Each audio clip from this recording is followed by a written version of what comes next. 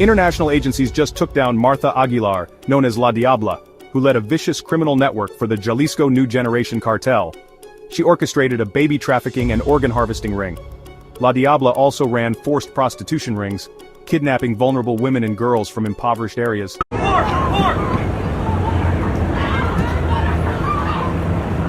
Was leaving for work at the Acacia Apartments. Haltom City Police say she was approached by an armed man in a mask who forced her in the backseat of her car and made her withdraw money from an ATM.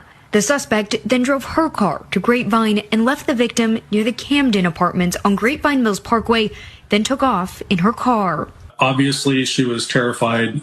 No one expects this kind of thing walking outside early in the morning on Christmas Eve. The victim was able to get help and call police. She gave officers a description of her car and the armed assailant. Haltom City Police shared the information in a national database. Less than 24 hours later, on Christmas Day, there was a hit in Oklahoma City. One of the Oklahoma City Police Department officers found him sleeping in the same car in a parking lot. Oklahoma City Police arrested the driver, identified as 35-year-old Eduardo Javier Ordonez Godoy. Godoy is originally from Honduras. Police say he claimed to be affiliated with a gang there. He confessed to the crimes, saying he just needed money. But what stuck out to the detectives was his behavior during the interview. He smirked a lot. He giggled and, was almost proud of what he did. According to an arrest warrant affidavit obtained by Fox 4, Godoy drove around with the victim for an hour and threatened to, quote, sell her organs or, quote, prostitute her. I've been undocumented.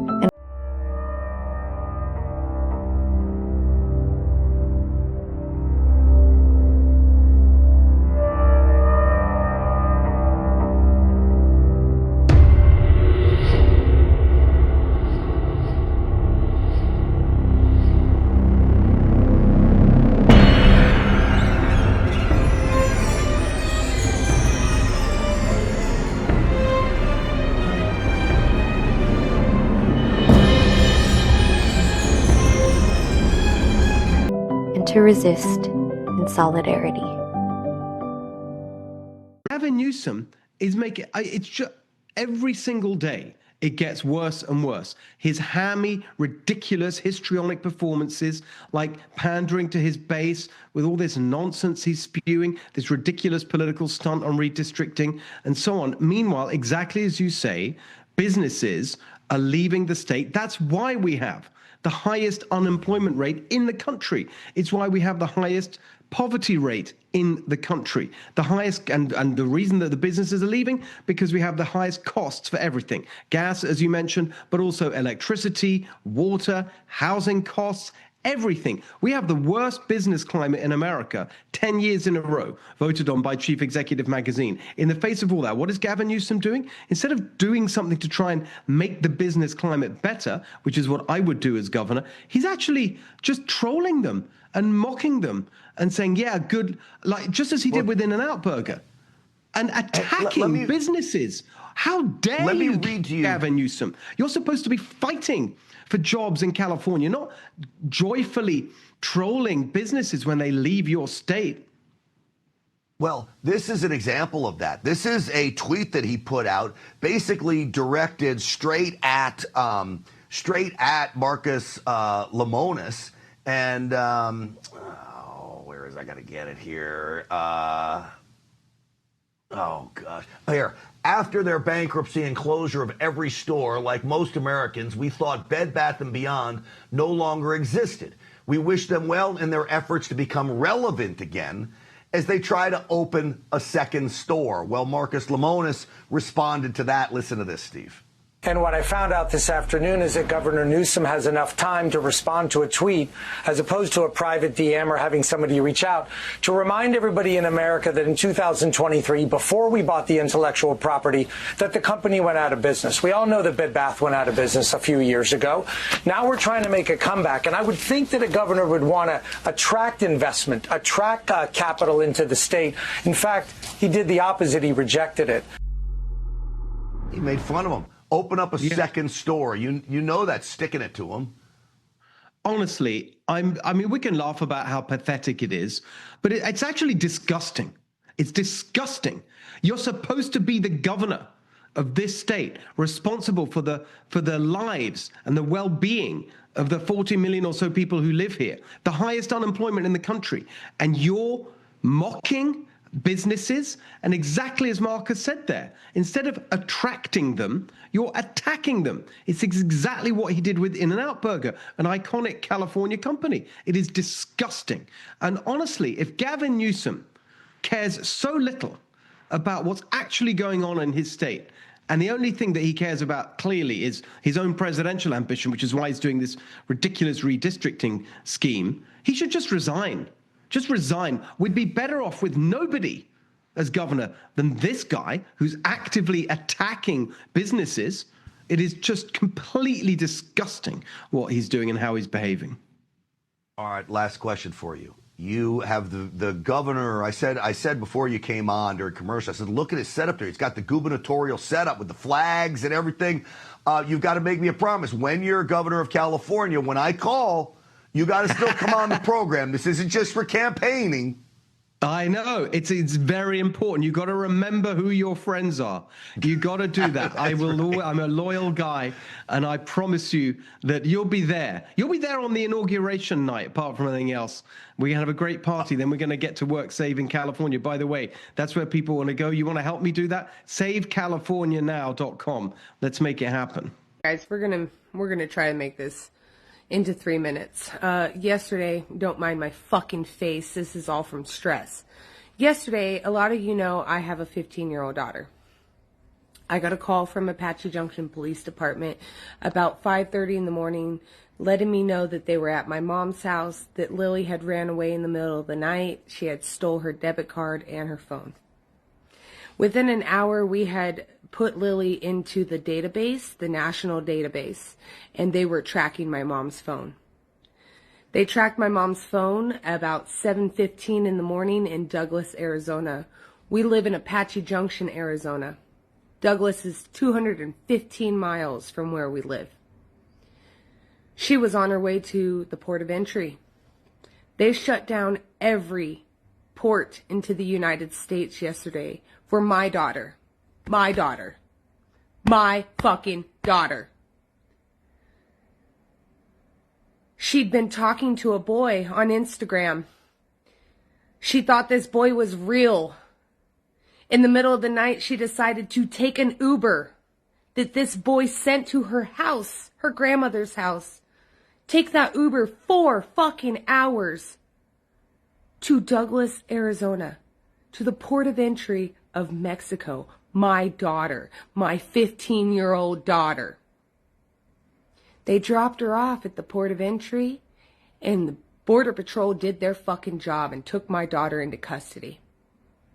The car that dropped her off was found almost 200 miles in the opposite direction, abandoned on the side of the I-10 outside of Casa Grande.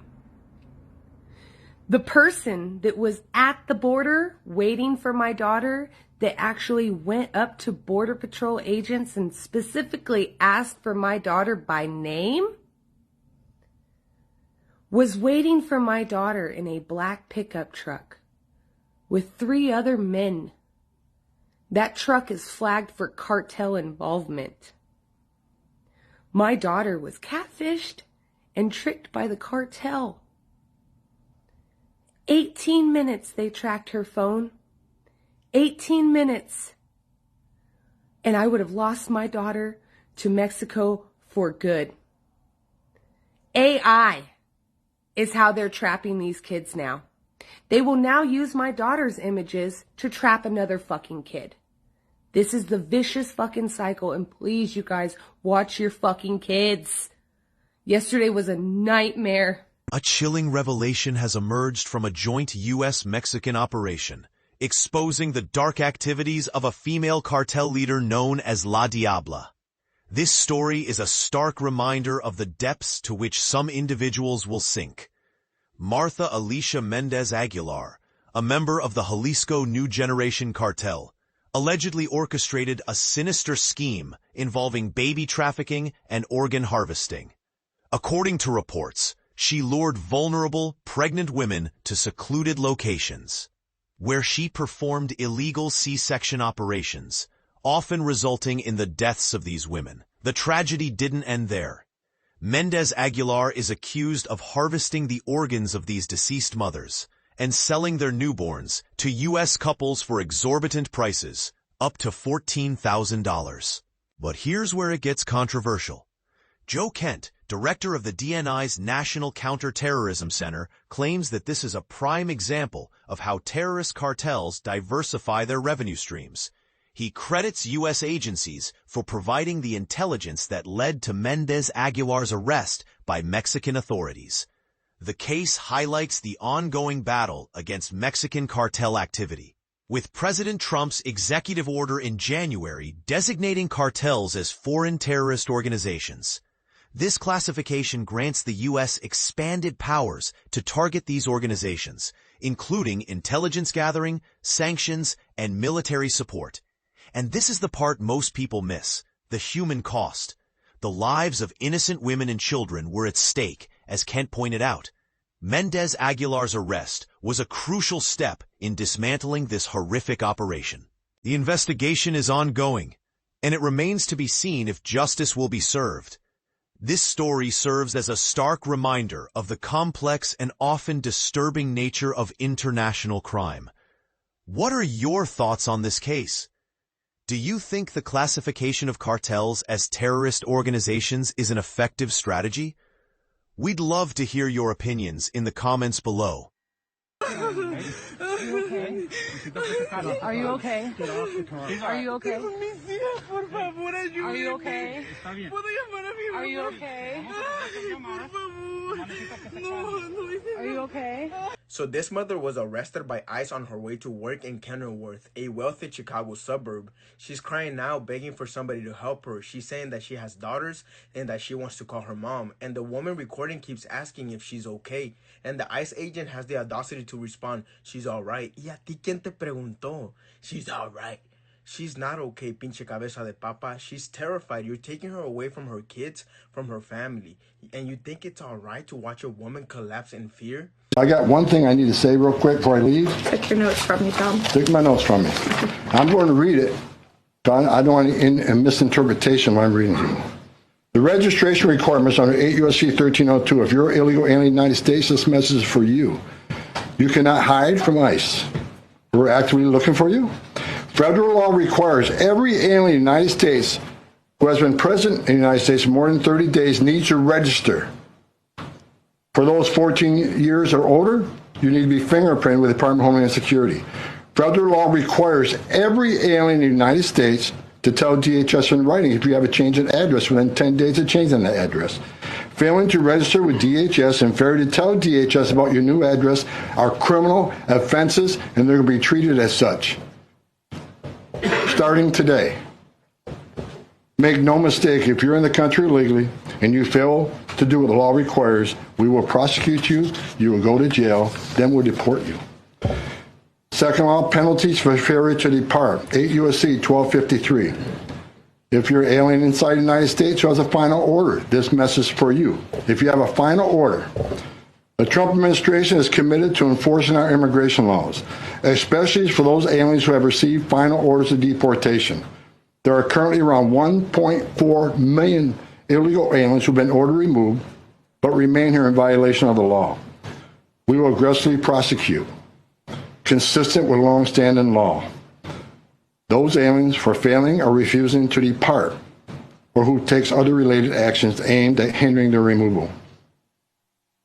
You cannot open the door, you cannot answer questions, you cannot open your car door, you consider to evade law enforcement. If you fail to leave the United States after receiving a removal order, we can and will issue monetary fines up to $998 a day.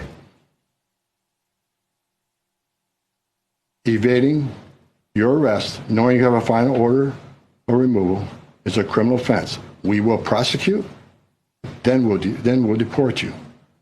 Get your affairs in order. If you're in the country illegally, work with ICE, go to CBP 1 home app, and leave on your own. Because we have to find you, deport you, and prosecute you.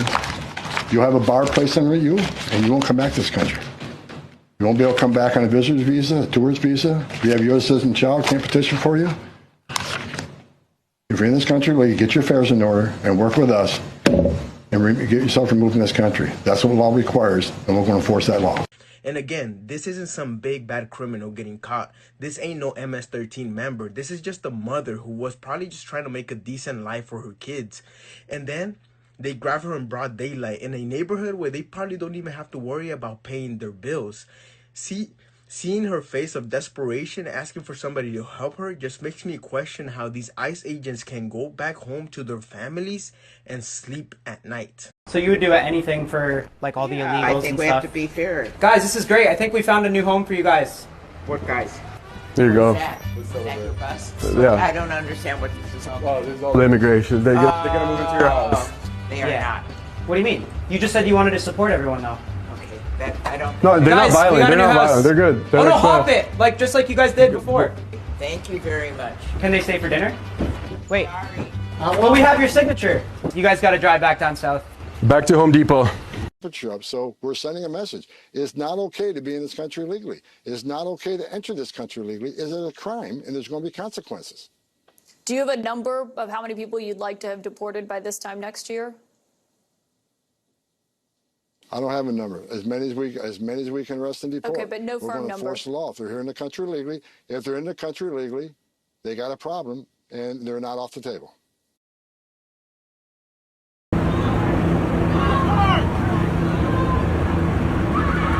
Whoa.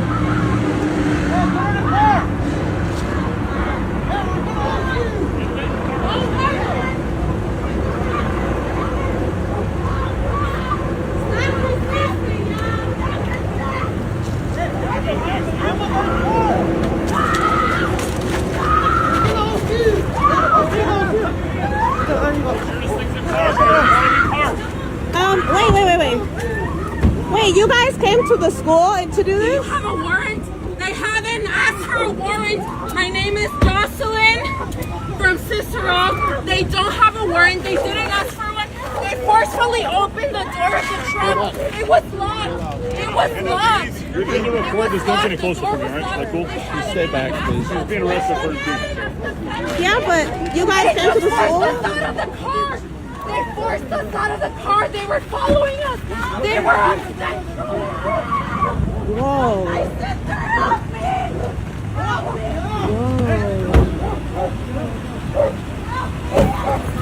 Please step back, please. You're okay. I know I'm okay, but I'm worried about other people. Oh no. They were coming to get their kid? They don't have to answer my question? Like what? Were they coming to get a child?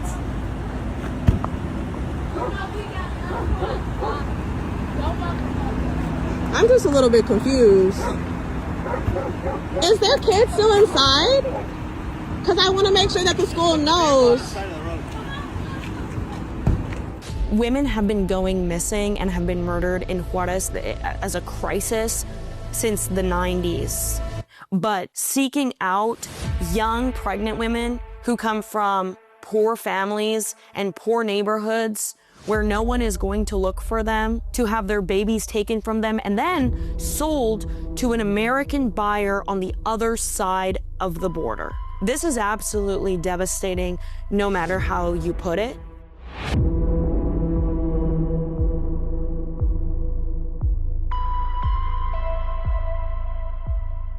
I have some really devastating, exclusive, unreported news coming out of Juarez, Mexico. This is an incredibly tragic story.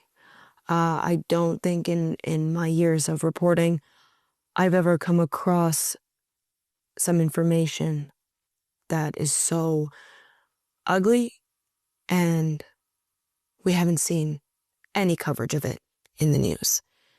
Young, pregnant women from low socioeconomic backgrounds in Juarez are being kidnapped, mutilated for their baby to be taken out of their bodies, and their babies are then being sold to Americans in El Paso. Then these women are being left for dead.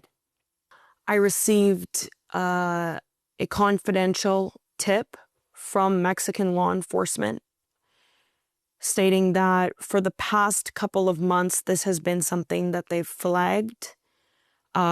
Multiple women, pregnant women in their early 20s and late teens have gone missing. And just recently, some photos were found of the victims of this, of women who were left, their bodies dumped completely naked and absolutely mutilated in alleyways throughout Juarez. And their bodies visibly had gone through a pregnancy, but the babies were not in or near their bodies. I have a really hard time telling you guys this story because I don't think I've heard of something so heinous in my time as a journalist, nor have I ever received a piece of information that is so tragic that no one else is talking about, that people don't know about.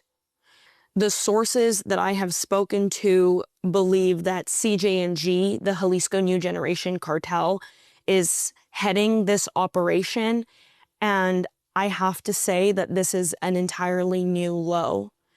Women have been going missing and have been murdered in Juarez as a crisis since the 90s.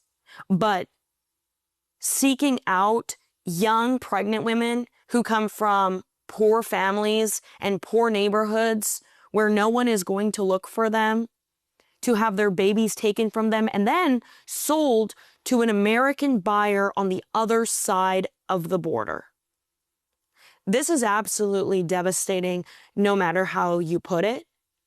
The images are extremely gruesome, and unlike anything I've seen before, I mean, as most of you likely know, we see a lot of videos and images of extremely violent crimes, but behind the screen, these were living people. And in this case, it's very young, vulnerable women whose babies are being ripped out of their bodies and sold to Americans. Crying harder, crying harder. Trump is your president. Crying harder, crying harder. Trump is your president.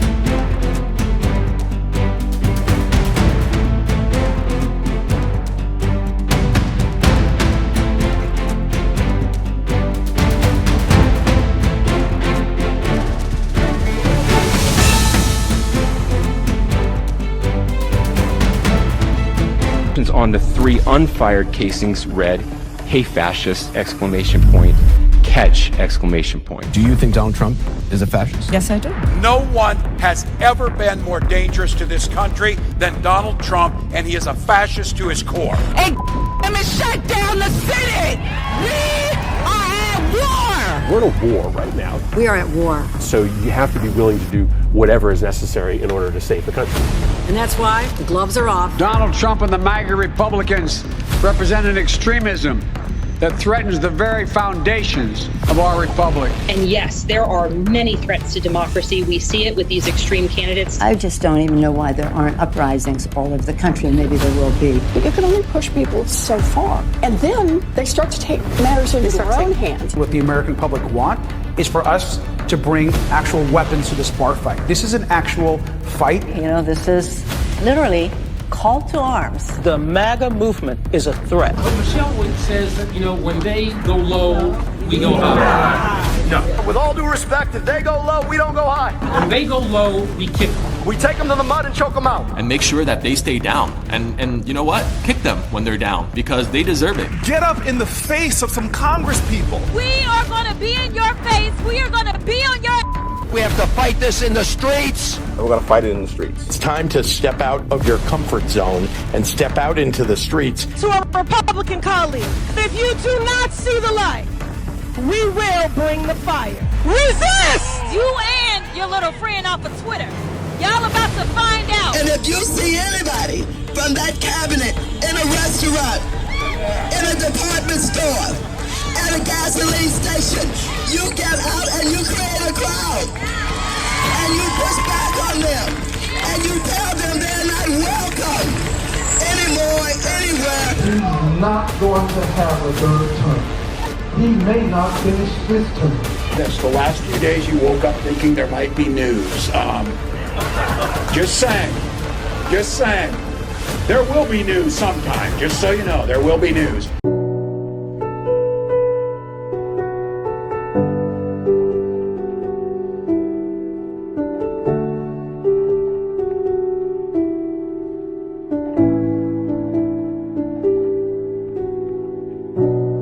I want to be remembered for courage for my faith. That would be the most important thing. Most important thing is my faith in my life.